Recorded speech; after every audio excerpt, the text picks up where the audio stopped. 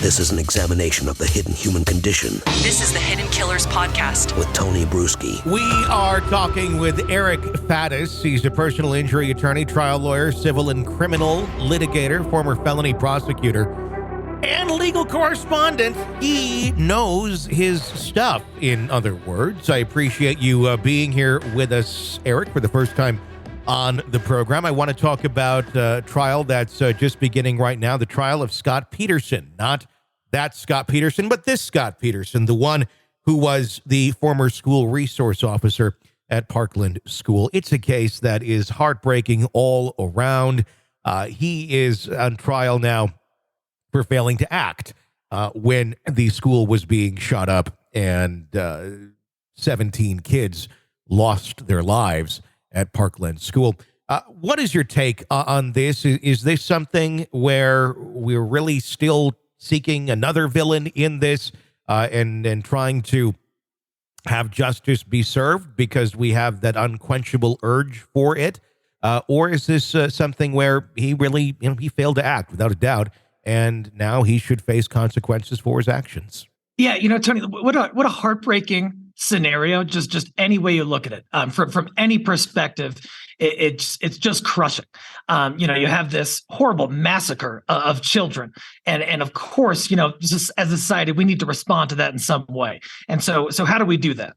There are so many moving parts here. There was, of course, Nikolas Cruz, the primary bad actor, who ended up killing all of these kids. Mm-hmm. And the question now with this new case with the police officer is what legal responsibility did he have in terms of how all this played out?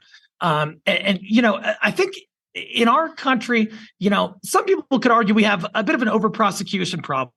And that's kind of my take on it, look, there is a horrible, egregious, disgusting event that happens. And of course, it is evocative, and everyone has strong feelings about it. And it's really easy to kind of try to look to place blame on as many people and entities as we can. Mm-hmm. So obviously Nikolas Cruz deserved to be charged and convicted, and he was. But the question now is whether this officer who was supposed to be responsible for the safety at the school should be held criminally liable for his actions or inactions mm-hmm. on that day. There's such a human element to this part of the case for me. Yeah. My understanding is the officer only had, kind of a handheld firearm, whereas Nikolas Cruz, I believe, had a more powerful rifle. And so, the officer's outgunned from the outset. Yeah.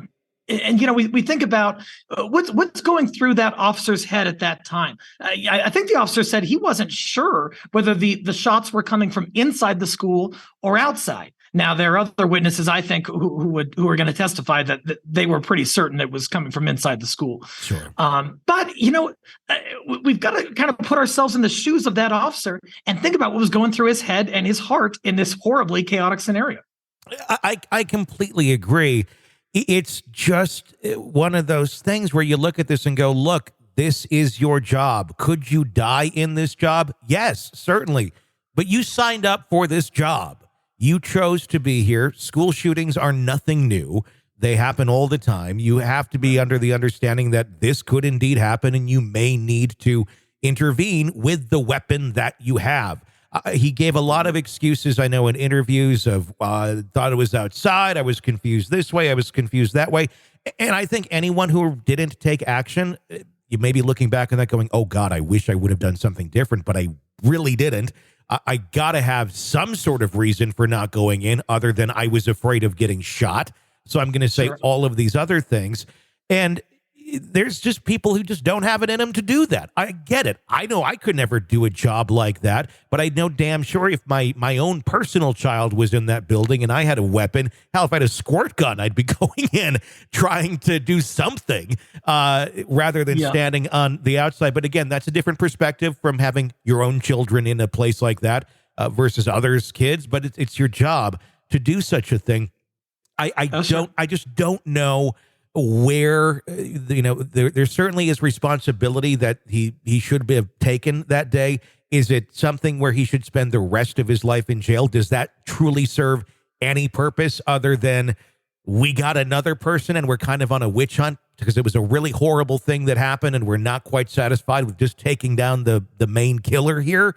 It is a very human story versus the story of the deranged shooter who went in. Yeah, no question. And there was absolutely a dereliction of duty by this police officer. And as you mentioned, he knew what he was getting into. When you sign up for security at a school, unfortunately, we have this massive issue throughout America and abroad, but really largely America, where we're having school shootings and they're happening with more frequency and they're resulting in more kills. And it's a tremendous problem. So without question, the officer should have known that could be a part of his job. Yeah. But, the question that kind of comes up for me is, are we going to look at it in the sense that, unless this guy acted like a complete Superman in the scenario and rushed this killer who outgunned him and tried to do something and maybe risked his own life and could have been shot himself, unless he does that, should he go to prison for the rest of his life? I mean, that consequence just seems kind of disproportionate to me. And I think one question is, are there other possible consequences?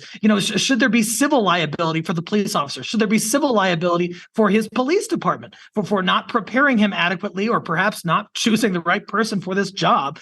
All of those are absolutely fair game. But when we're talking about putting this guy in a box for the rest of his days because he didn't act like Superman, that's just a bit of a stretch to me. Just the fact that he didn't take any action, though, I think is what really angers everyone. I think if he would have set foot in that building, maybe not found the guy, maybe been slow at it, there would have been a lot more grace for this going, he tried, he wasn't great at it, but he tried. The video of him standing outside is what I think irks everyone. And looking at it from two different perspectives, just a citizen who has no children in that school, nothing really invested in this other than looking at it from the outside, I feel like I have more grace for Scot Peterson in that arena after seeing some of his testimony and really seeing him get very, very emotional about what happened. But if I look at it from the perspective of someone who lost a child, I watched many interviews there of parents, fathers who have utter disdain for this man, and understandably so. I think I would be in that camp had it been my own child of, yeah, this person needs to pay for their dereliction of duty when they're there to protect the very kids. At the end of the day, there has to be some sort of medium to this where we can find a resolution. He's obviously not there anymore. He's not going to be doing this job anymore. But to just say, well, you should have, but you didn't, it doesn't really set a great message for other school resource officers to choose to not act if they feel that they're going to be in danger as well. I mean, hell, we've already seen that happen with a small army of officers in Uvalde who didn't do anything. Right. But what do we do? Is there really truly a good outcome to anything with this case? Oh dear. It's going to be so tough because, one thing we try to think about is there like a civil remedy that is less severe than the criminal consequence of incarceration that might serve to bring some closure, some compensation, something like that.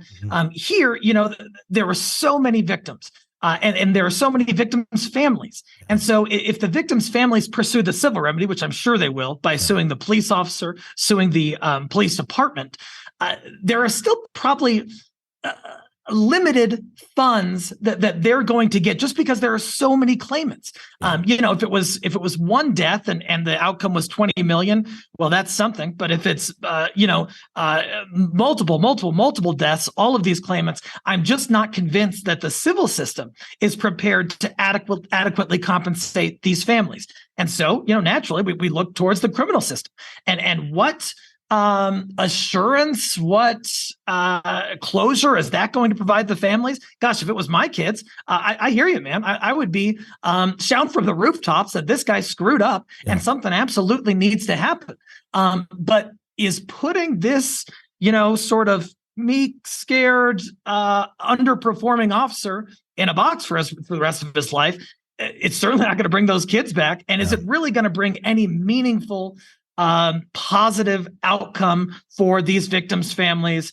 I'm not so sure on that either. This is an examination of the hidden human condition This is the Hidden Killers Podcast. with Tony Brueski. Eric Faddis, thank you so much for your insight on that. Eric's website, varnerfaddis.com. He's a personal injury lawyer.